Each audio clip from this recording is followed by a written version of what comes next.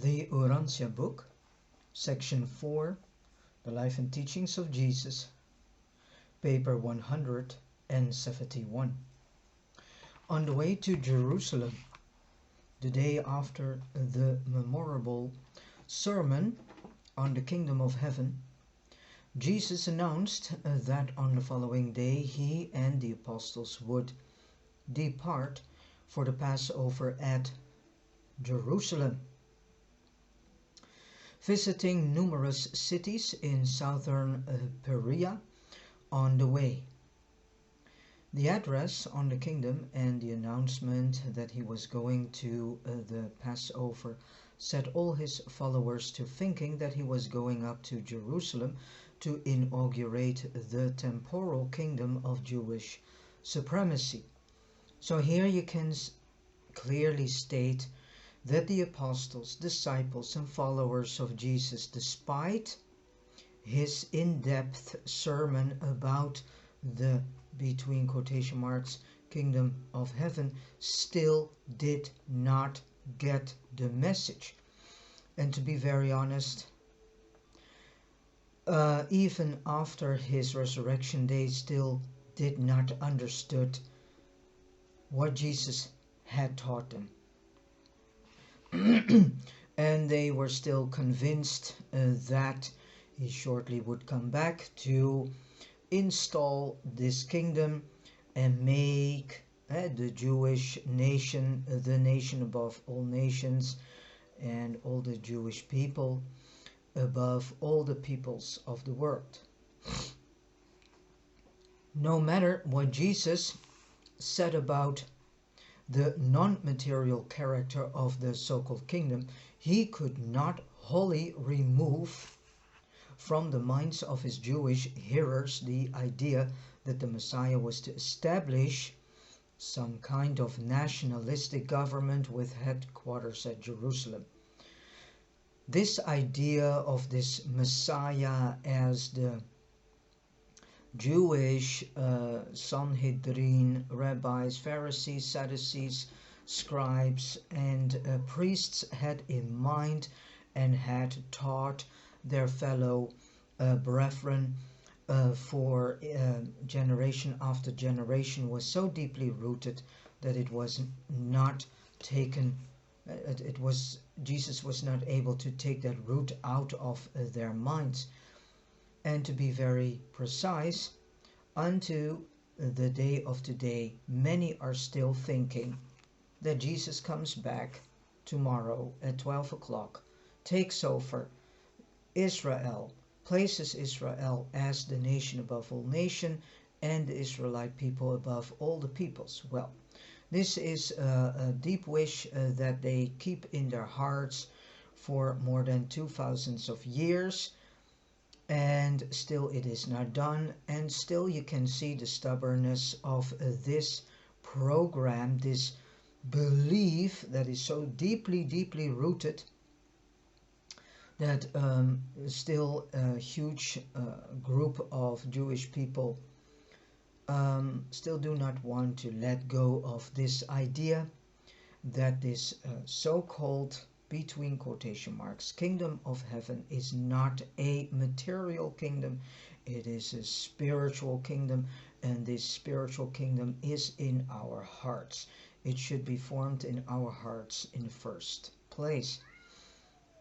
And this and this kingdom is also in our heart due to the thought adjuster that is in our heart and thus in our mind.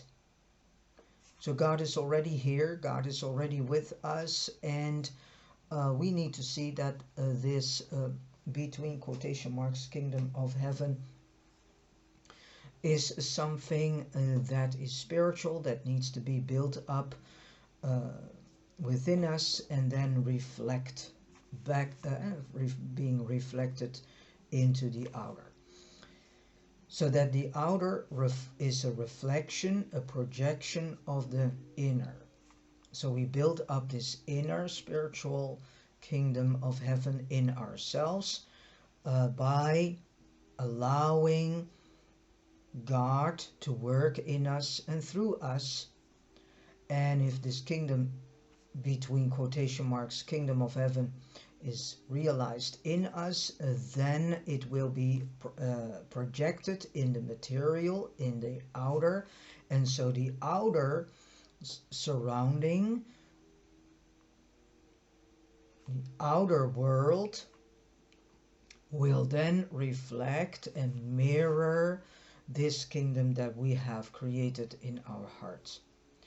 So what Jesus said in his Sabbath sermon only tended to confuse the majority of his followers. Very few were enlightened by the Master's discourse. The leaders understood something of his teachings regarding the inner kingdom, the between quotation marks kingdom of heaven within you, which is pointed to this thought adjuster in you.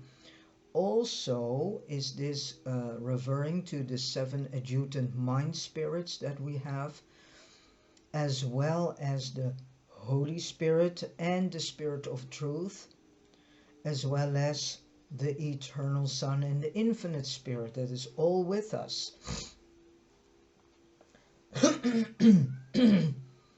And it was this kingdom, and they believed he was now going up to Jerusalem to establish. When they were disappointed in this expectation, when he was rejected by the Jews, and later on, when Jerusalem was literally destroyed, they still clung to this false hope, sincerely believing that the Master would soon return to the world in great power and majesty and majestic glory to establish the promised kingdom.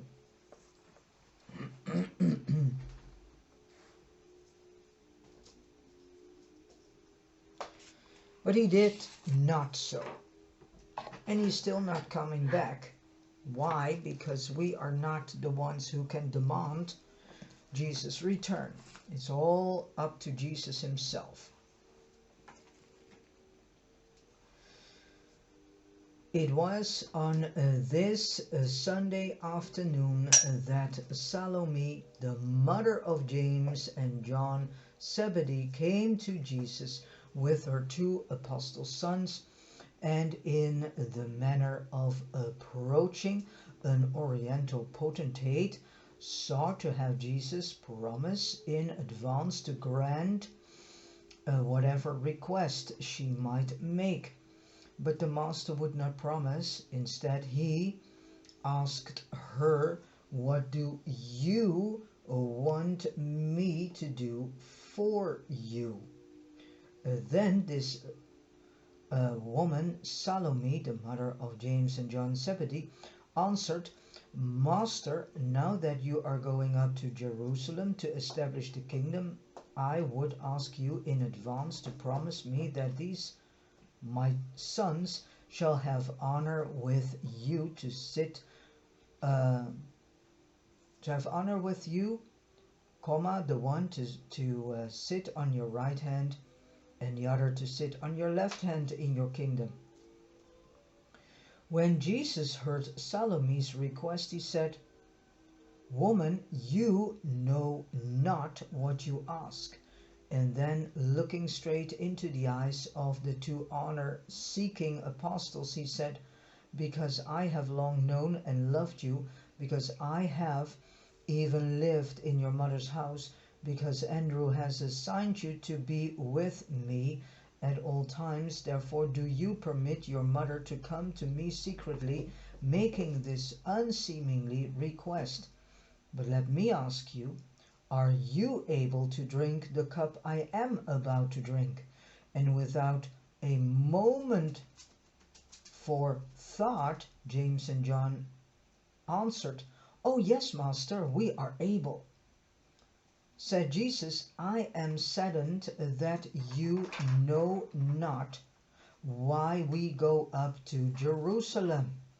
I am grieved that you understand not the nature of my, between quotation marks, kingdom. I am disappointed that you bring your mother to make this request of me, but I know you love me in your hearts. Therefore, I declare that you shall indeed drink of my cup of bitterness and share in my humiliation. But to sit on my right hand and on my left hand is not mine to give. Such honors are reserved for those who have been designated by my Father. By this time someone had carried word of this conference to Peter and the other apostles, and they were highly indignant that James and John would seek to be preferred before them. And so here we have again the rise of jealousy and envy in the group of the apostles. And that they would secretly go with their mother to make such a request. When they fell to arguing among themselves, Jesus called them all together and said, "You well understand how the rulers of the Gentiles lord it over their subjects, and how those who are great exercise authority,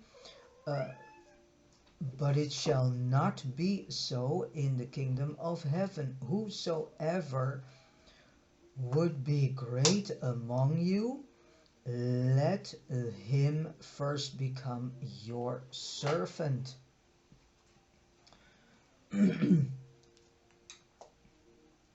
Let him become your servant. He who would be first in the kingdom, let him become your minister.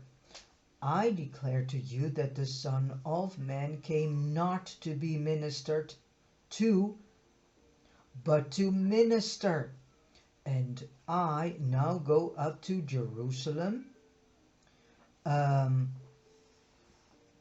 to lay down my life in the doing of the Father's will and in the service of my brethren. When the apostles heard these words, they withdrew by themselves to pray. That evening, in response to the labors of Peter, James, and John, made suitable apologies to the 10 and were restored to the good graces of their brethren.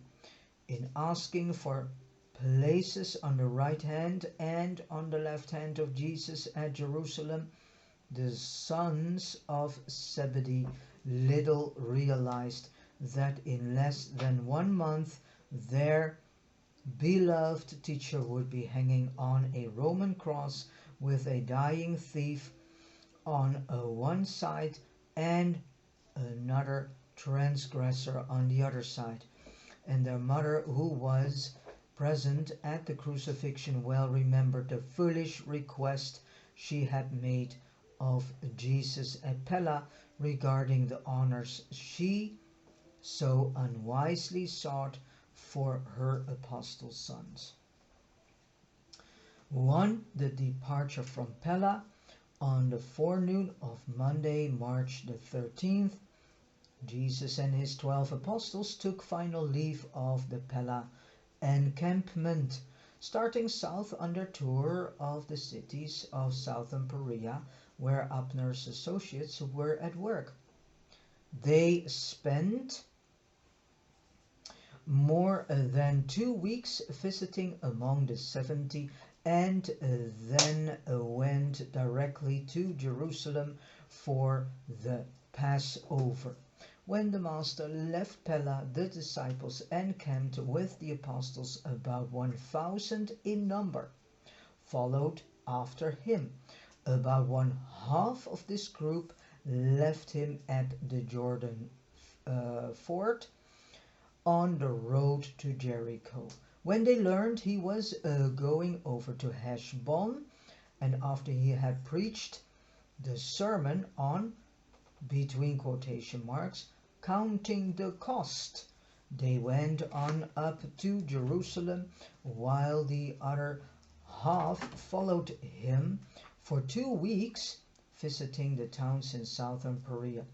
In a general way, most of Jesus' immediate followers understood that the camp at Perea had been abandoned, but they really thought this indicated that their master at last intended to go to Jerusalem and lay claim to David's throne.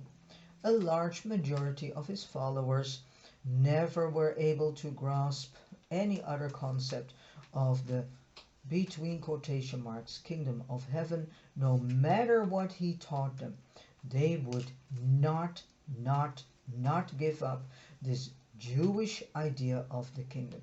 This is clearly showing how stubborn and stiff-necked these people were in these times, and still are in the day of today, in the time and age that we are living in, because they also refuse to give up the name Yahweh, Yahuwah, Yahawashai, Yahweh.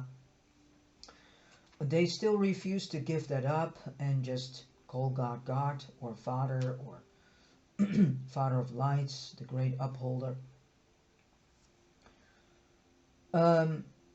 Acting on the instruction of the Apostle Andrew, David Zebedee closed the visitors' camp at Perea on Wednesday, March 15.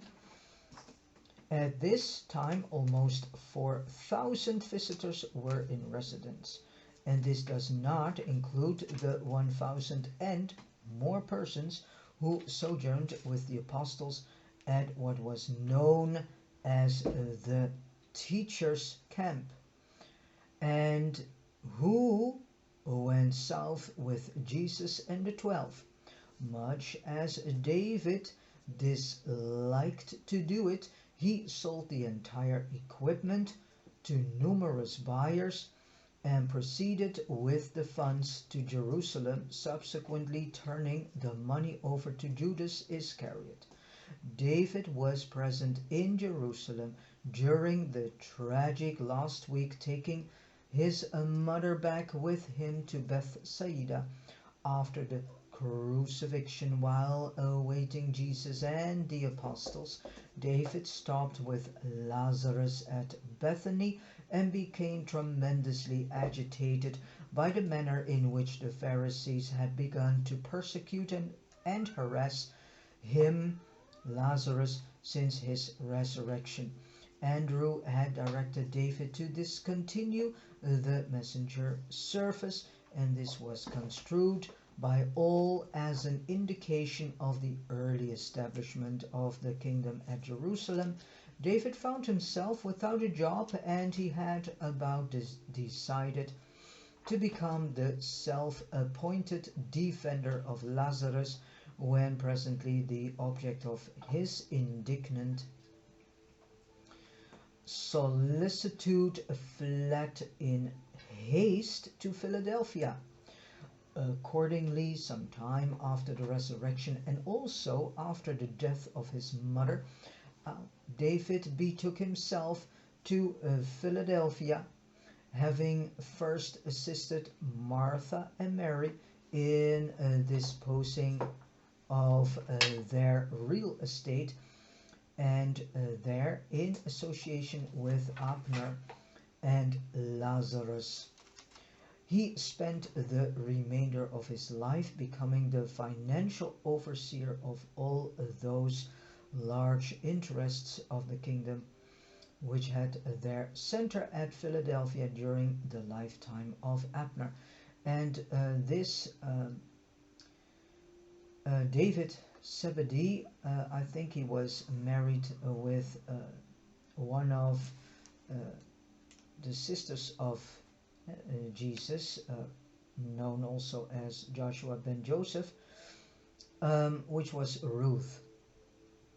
Within a short time After the destruction of Jerusalem, Antioch became the headquarters of Pauline Christianity. Pauline Christianity, that is the Christianity the peoples of today are still proclaiming, are still devoted to. It is Pauline Christianity and not the living religion, the living Christianity of Jesus himself. While Philadelphia remained the center of the Abnerian kingdom of heaven, from Antioch the Pauline version of the teachings of Jesus and about Jesus spread to all the Western world.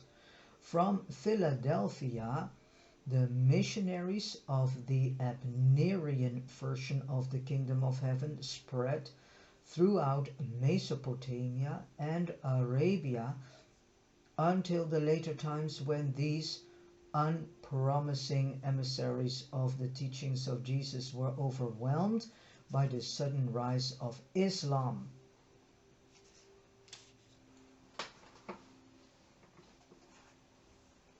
Two, on counting the cost. When Jesus and a company of almost 1,000 followers arrived at the Bethany ford of the Jordan, sometimes called Bethabara, his disciples began to realize that he was not going directly to Jerusalem. While they hesitated and debated among themselves, Jesus climbed upon a huge stone and delivered that discourse which has become known as counting the cost. The Master said, "You who would follow after me from this time on must be willing to pay the price of wholehearted dedication to the doing of my Father's will. If you would be my disciples, you must be willing to forsake father, mother, wife, children, brothers, and sisters. If any one of you would now be my disciple, you must be willing to give up even your life, just as the Son of Man is about to offer up his life for the completion of the mission of doing the Father's will on earth and in the flesh. If you are not willing to pay the full price, you can hardly be my disciple. Before you go further, you should each sit down and count the cost of being my disciple. Which one of you would undertake to build a watchtower on your lands without first sitting down to count up the cost to see whether you had money enough to complete it?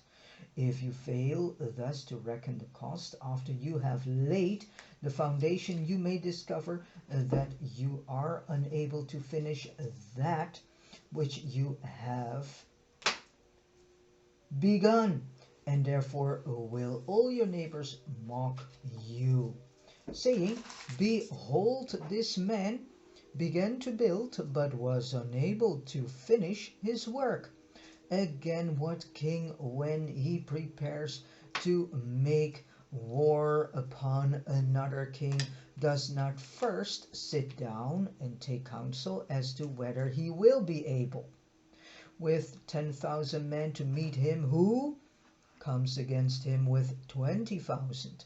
If the king cannot afford to meet his enemy because he is unprepared, he sends an embassy to this other king, even when he is yet a great way off, asking for terms of peace.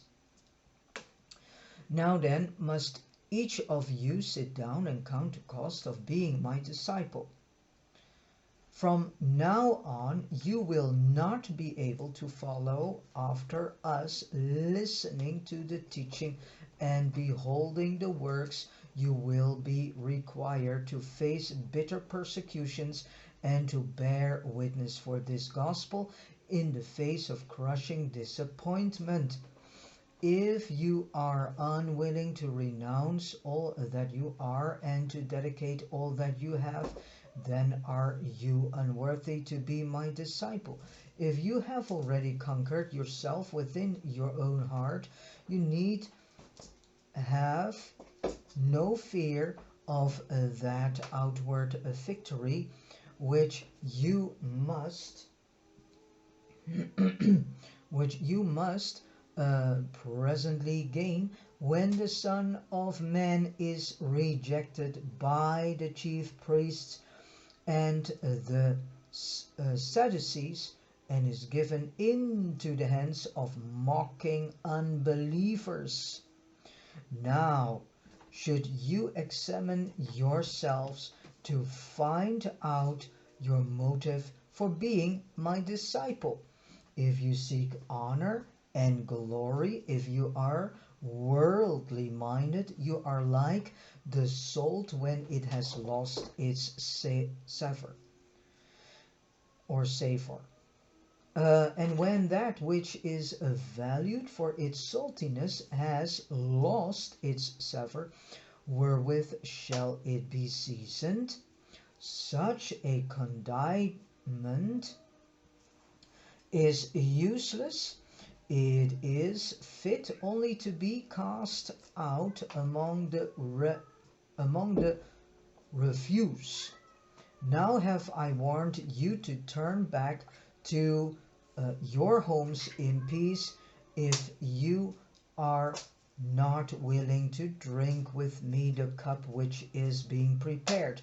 Again and again have I told you that my kingdom is not of this world, but you will not believe me. He who has the ears to hear, let him hear what I say. Immediately after speaking these words, Jesus, leading the 12, started off on the way to Heshbon, followed by about 500. After a brief delay, the other half of the multitude went up to Jerusalem. His apostles, together with the leading disciples, thought much about these words, but still they clung to the belief that after this brief period of adversity and trial, the kingdom would certainly be set up somewhat in accordance with their long cherished hopes. 3. Chapter 3, the Perean tour. For more than 2 weeks, Jesus and the 12, followed by a crowd of several hundred disciples, journeyed about in southern Perea, visiting all of the towns wherein the 70 labored. Many Gentiles lived in this region, and since few were going up to the Passover feast at Jerusalem, the messengers of the kingdom went right on their work of teaching and preaching. Jesus met Abner at Heshbon, and Andrew directed that the labors of the 70 should not be interrupted by the Passover feast.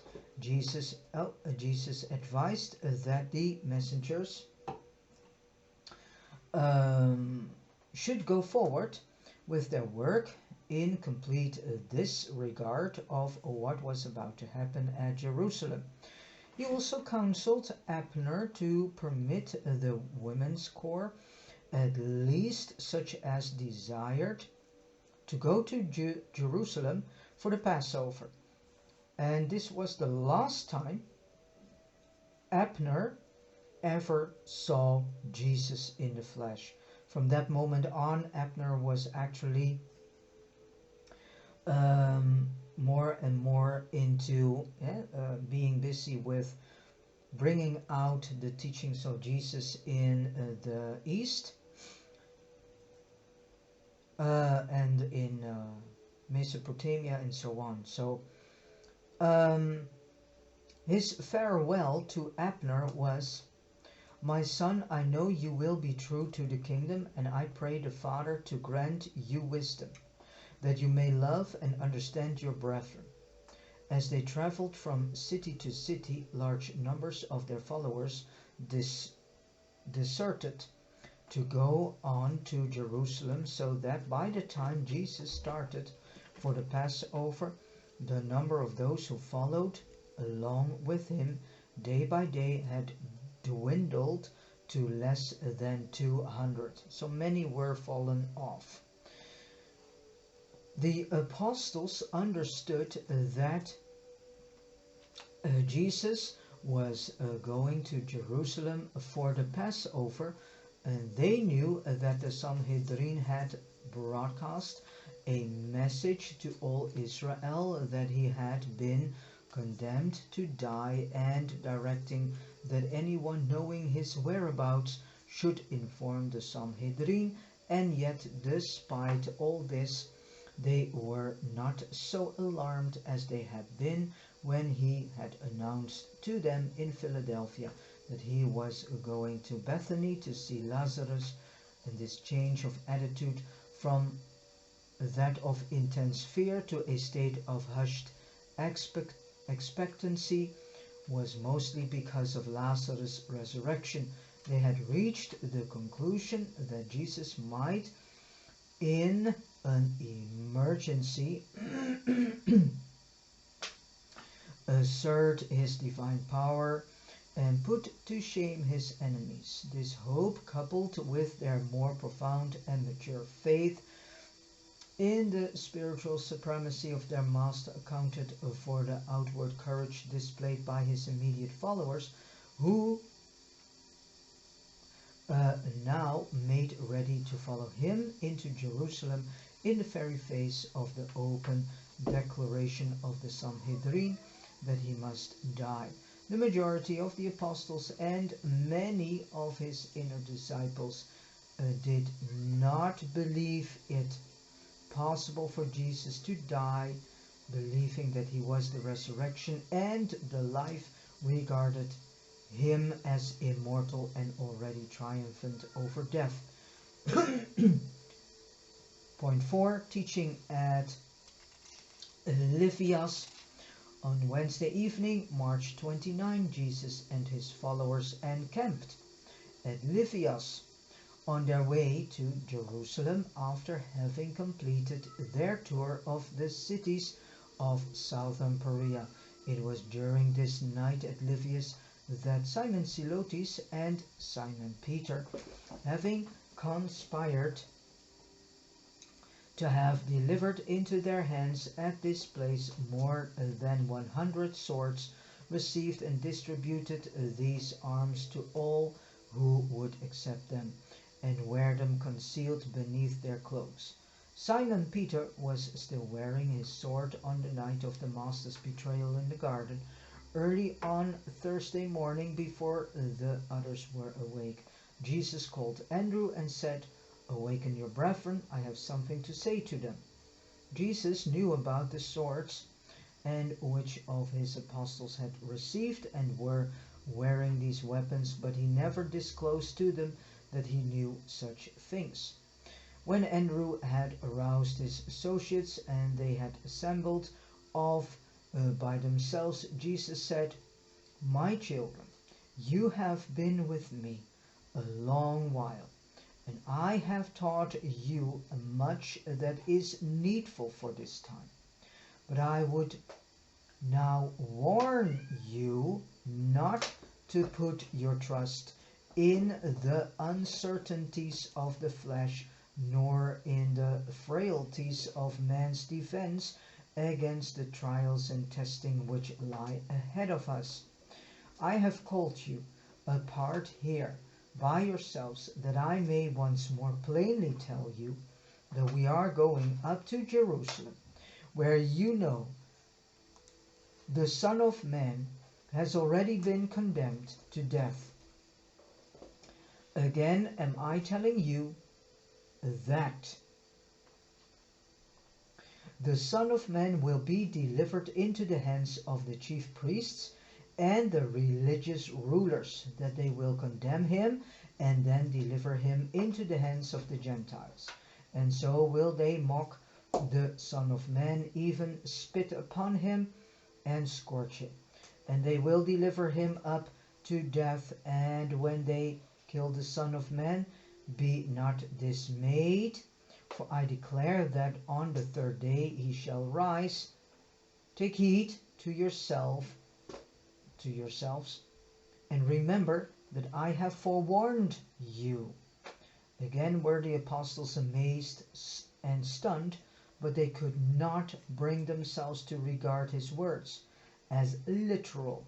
They could not comprehend that the Master meant just what he said.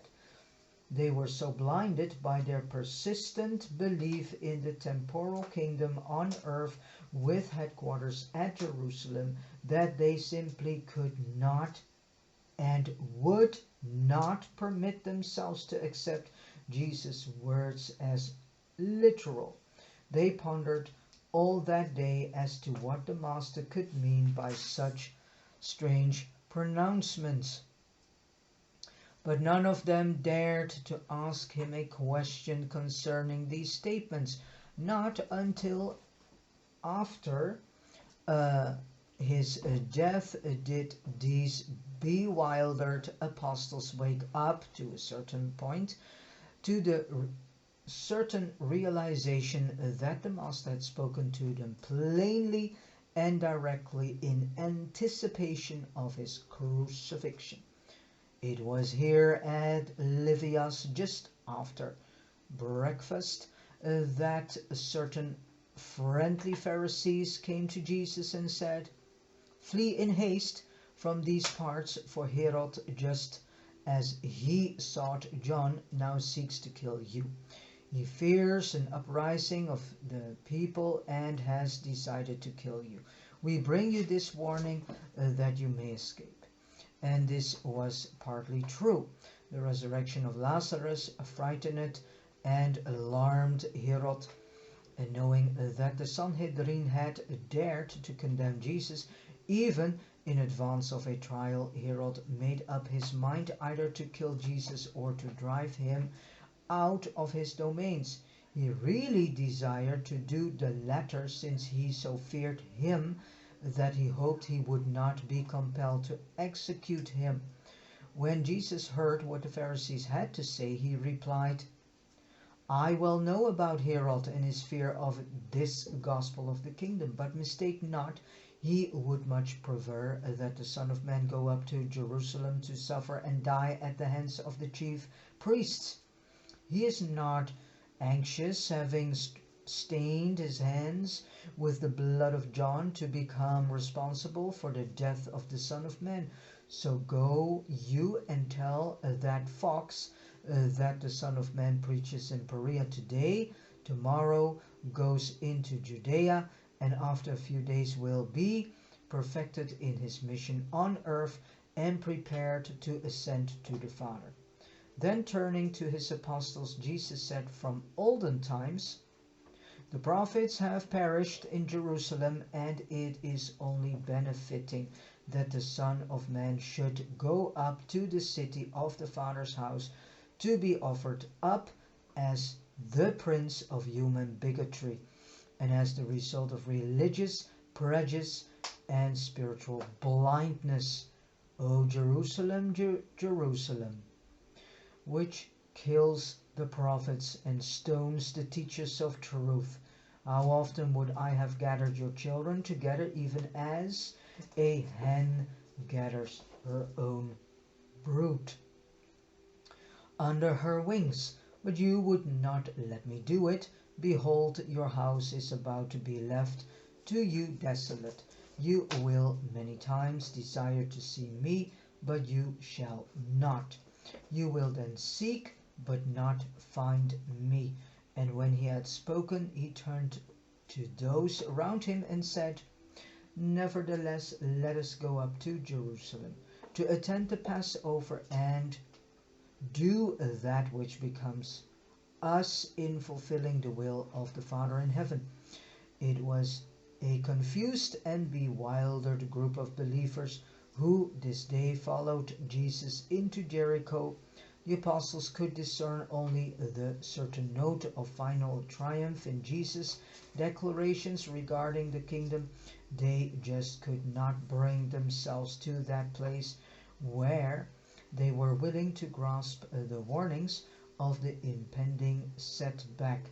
When Jesus spoke of rising on the third day, they seized upon this statement as signifying a sure triumph of the kingdom, immediately following an unpleasant preliminary skirmish with the Jewish religious leaders. The third day was a common Jewish expression signifying, between quotation marks,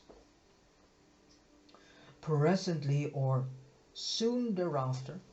When Jesus spoke of so-called rising, they thought he referred to the rising of the kingdom. So they still do not understand, and that is the whole problem of today. Many people are still not truly understanding Jesus' teachings. You can't blame them, because if you do not get the full understanding of whom Jesus in actuality as a human being was, because the Bible lacks this background information, then you cling on to ideas and beliefs that are so outdated and is of no use anymore. Jesus had been accepted by these believers as the Messiah, and the Jews knew little or nothing about a suffering Messiah. No, that was an idea that never came into their mind. They did not understand that Jesus was to accomplish many things by his death, which could never have been achieved by his life. While it was the resurrection of Lazarus that nerved the apostles to enter Jerusalem, it was the memory of the transfiguration that sustained the Master at this trying period of his bestowal. Point 5. The blind man at Jericho, and I think we have 8 subchapters. So subchapter 5, the blind man at Jericho. Late on the afternoon of Thursday, March the 30th, Jesus and his apostles, at the head of a band of about 200 followers, approached the walls of Jericho. As they came near the gate of the city, they encountered a throng of beggars, among them one Bartimaeus, an elderly man who had been blind from his youth. This blind beggar had heard much about Jesus and knew all about his healing of the blind Josiah at Jerusalem. He had not known of Jesus' last visit to Jericho until he had gone on to Bethany. Bartimaeus had resolved that he would never again allow Jesus to visit Jericho without appealing to him for the restoration of his sight.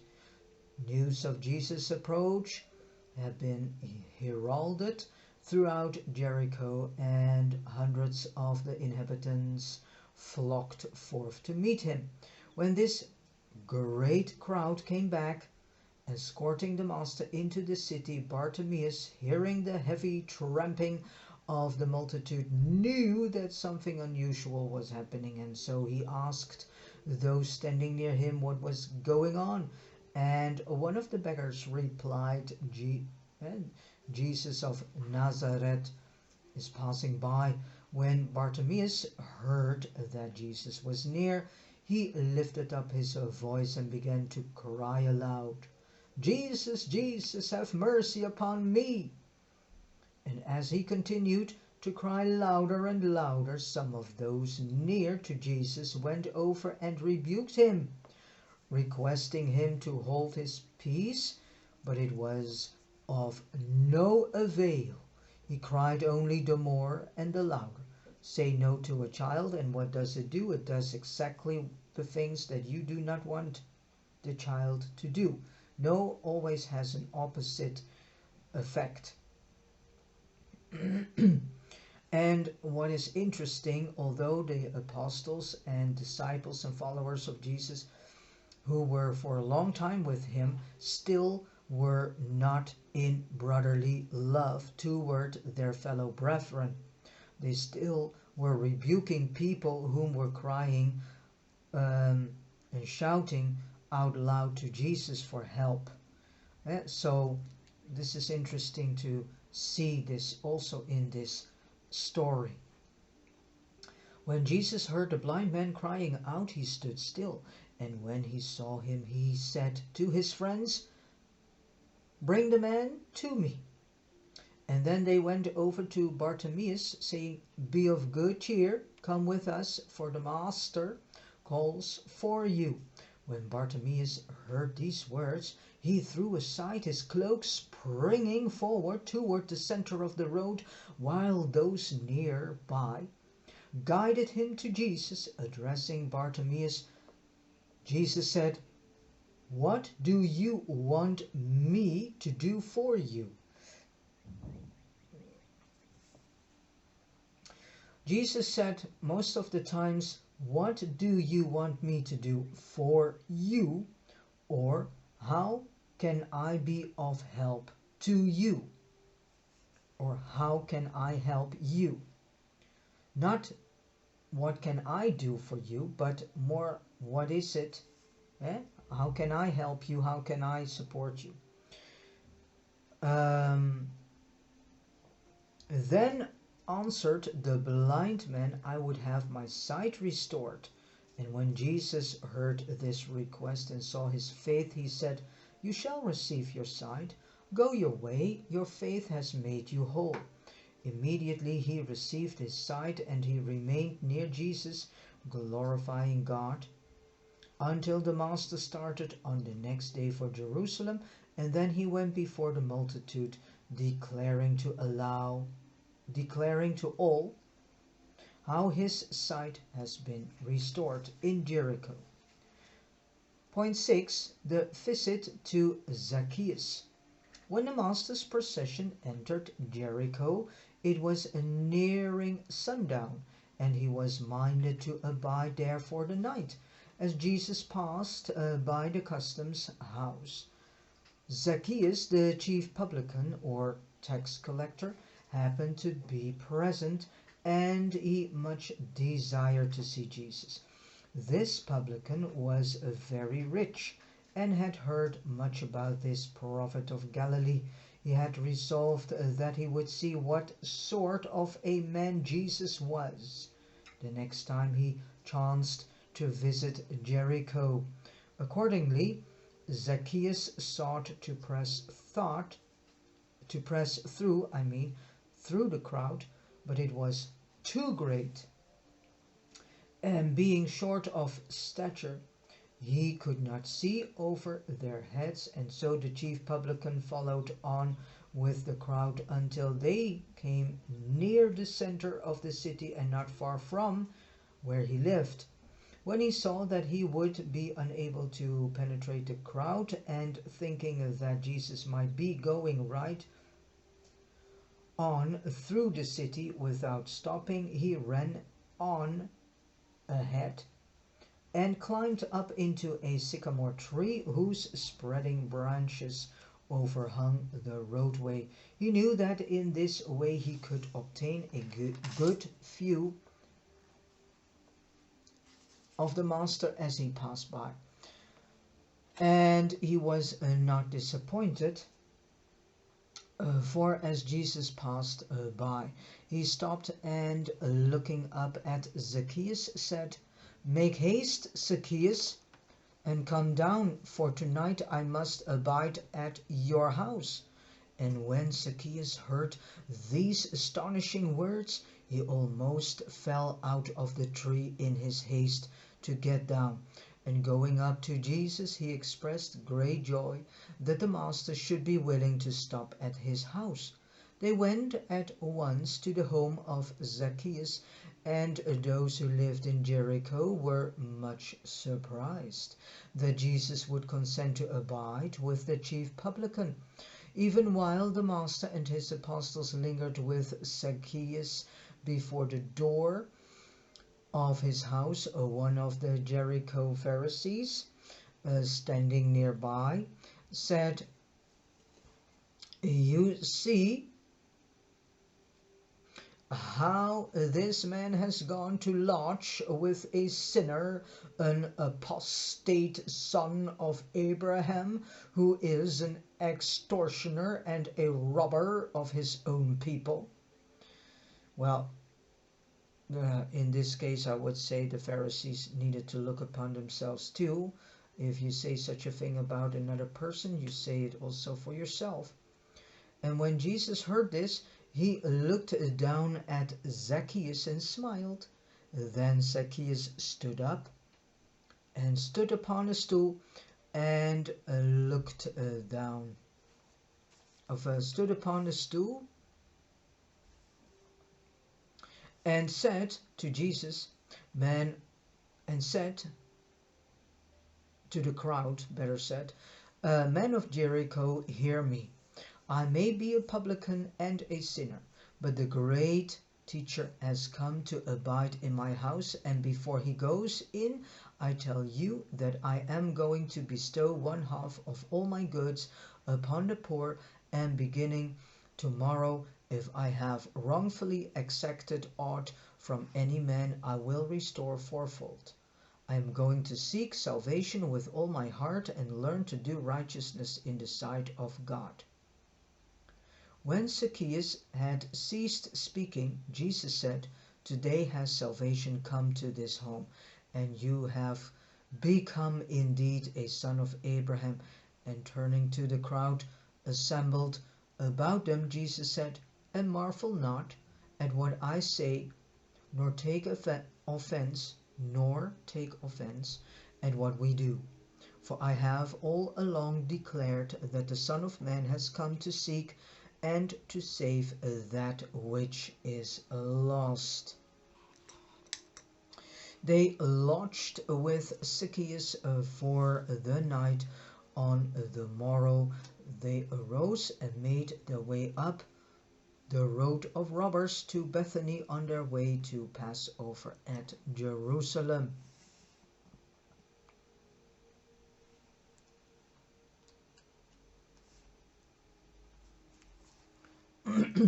Point 7. As Jesus passed by. Jesus spread good cheer everywhere he went. He was full of grace and truth. His associates never ceased to wonder at the gracious words that proceeded out of his mouth. You can cultivate gracefulness, but graciousness is the aroma of friendliness, which emanates from a love-saturated soul. Goodness always compels respect, but when it is devoid of grace, it often repels affection. Goodness is universally attractive only when it is gracious. Goodness is effective only when it is attractive. Jesus really understood men, therefore could he manifest genuine sympathy and show sincere compassion, but he seldom indulged in pity. While his compassion was boundless, his symphony, it needed to be sympathy, was practical, personal, and constructive. Jesus is also in that matter symphony. So it's not without a reason I'm saying that word. Never did his familiarity with suffering breed indifference, and he was able to minister to distressed souls without increasing their self-pity. Jesus could help a man so much because he loved them so sincerely. He truly loved each man, each woman, and each child. He could be such a true friend because of his remarkable insight. He knew so fully what was in the heart and in the mind of man. He was an interested and keen observer. He was an expert in the comprehension of human need, clever in detecting human longings. Jesus was never in a hurry. He had time to comfort his fellow man as he passed by. And he always made his friends feel at ease. He was a charming listener. He never engaged in the meddlesome probing of the souls of his associates as he comforted hungry minds and ministered to thirsty souls. The recipients of his mercy did not so much feel that they were confessing to him as that they were conferring with him. They had unbounded confidence in him because they saw he had so much faith in them. He never seemed to be curious about people, and he never manifested a desire to direct, manage, or follow them up. He inspired profound self-confidence and robust courage in all who enjoyed his association. When he smiled on a man, that mortal experienced increased capacity for solving his manifold problems. Jesus loved men so much and so wisely that he never hesitated to be severe with them when the occasion demanded such discipline. He frequently set out to help a person by asking for help. In this way he elicited interest, appealed to the better things in human nature. The Master could discern saving faith in the gross superstition of the woman who sought healing by touching the hem of his garment. He was always ready and willing to stop a sermon or detain a multitude while he ministered to the needs of a single person, even to a little child. Great things happened not only because people had faith in Jesus, but also because Jesus had so much faith in them. Most of the really important things which Jesus said or did seemed to happen casually.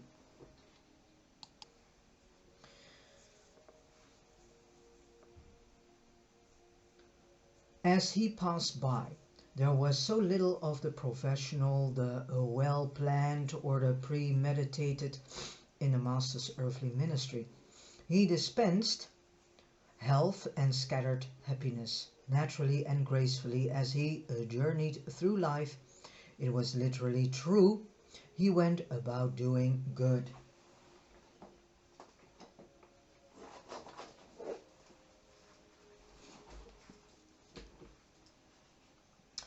And it behooves the Master's followers in all ages to learn to minister as they pass by, to do unselfish good as they go about their daily duties.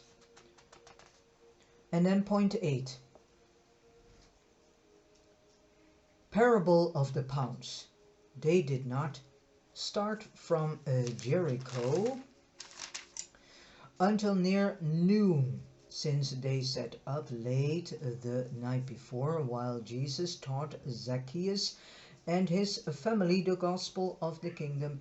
About halfway up the ascending road to Bethany, the party paused for lunch while the multitude passed on to Jerusalem, not knowing that Jesus and the apostles were going to abide that night on the Mount of Olives. The parable of the pounds, unlike the parable of the talents, which was intended for all the disciples, was spoken more exclusively to the apostles and was largely based on the experience of Archelaus and his futile attempt to gain the rule of the kingdom of Judea. This is one of the few parables of the Master to be found on an actual historic character.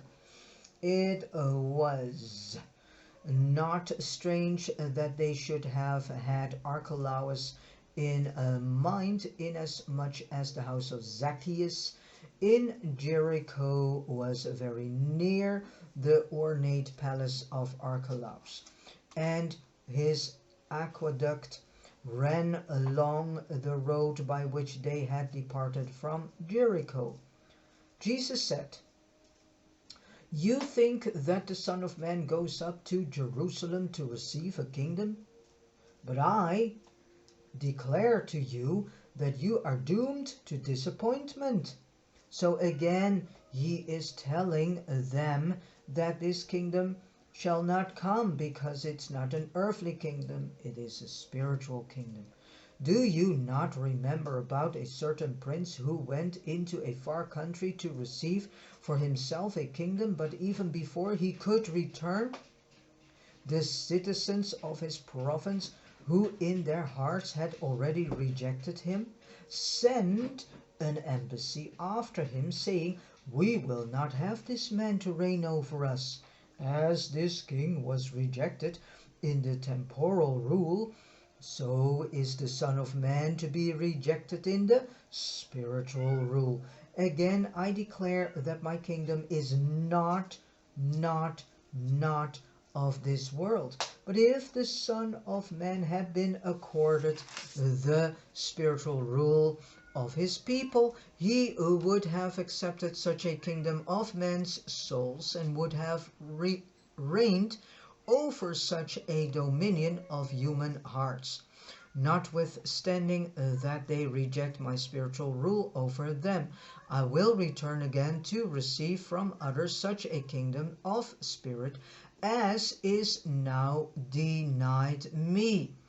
You will see the Son of Man rejected now, but in another age that which the children of Abraham now reject will be received and exalted. And now, as the rejected nobleman of this parable, I would call before me my 12 servants, special stewards, and giving into each of your hands the sum of 1 pound, I would admonish each to heed well my instruction, that you trade diligently with your trust fund while I am away, that you may have wherewith to justify your stewardship when I return, when a reckoning shall be required of you. And even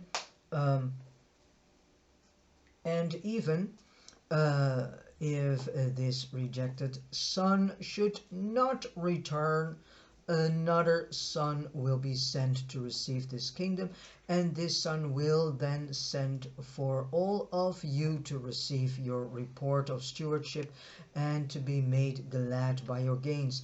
This other son refers to the magisterial son, and in the word magisterial is the word magi, which means judge. And when these stewards were subsequently called together for an accounting, the first came forward, saying, "Lord, with your pound I have made 10 pounds more." And his master said to him, "Well done, you are a good servant, because you have proved faithful in this matter. I will give you authority over 10 cities. And then the second came, saying, "Your pound left me. Your pound left with me, Lord has made 5 pounds. And the master said, "I will accordingly make you ruler over 5 cities."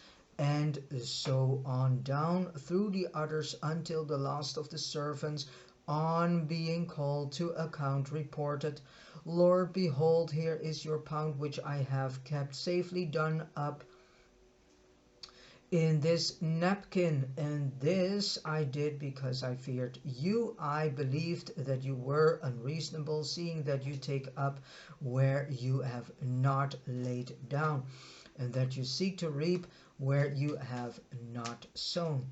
Then said his Lord, "You negligent and unfaithful servant, I will judge you out of your own mouth. You knew that I reap where I have apparently not sown. Therefore, you knew this reckoning would be required of you. Knowing this, you should have at least given my money to the banker, that at my coming I might have had it with proper interest. And then said this ruler to those who stood by, take the money from this slothful servant and give it to him who has 10 pounds. And when they reminded the master that such a one already had 10 pounds, he said to every one who has shall be given more, but from him who has not, even that which he has shall be taken away from him. And then the apostles sought to know the difference between the meaning of this parable and the former parable of the talents.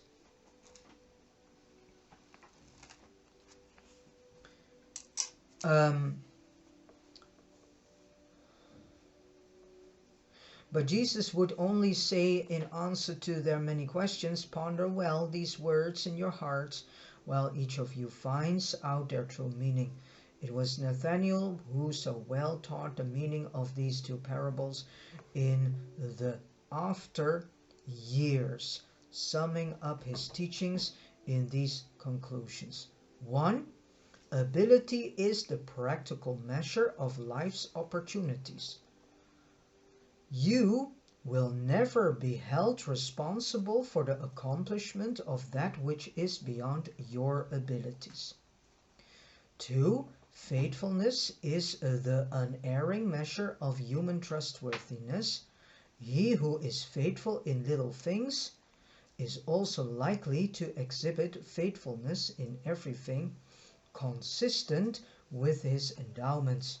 And 3. The master grants the lesser reward for lesser faithfulness when there is like opportunity. And 4. He grants a like reward for like faithfulness when there is lesser opportunity. When they had finished, so these were the 4 points that Nathanael eventually came to the conclusion about these two parables. When they had finished their lunch, and after the multitude of followers had gone on toward Jerusalem, Jesus, standing there before the apostles in the shade of an overhanging rock by the roadside with cheerful dignity and a gracious majesty, pointed his finger westward, saying, Come, my brethren, let us go on into Jerusalem, there to receive that which awaits us. Thus shall we fulfill the will of the Heavenly Father in all things.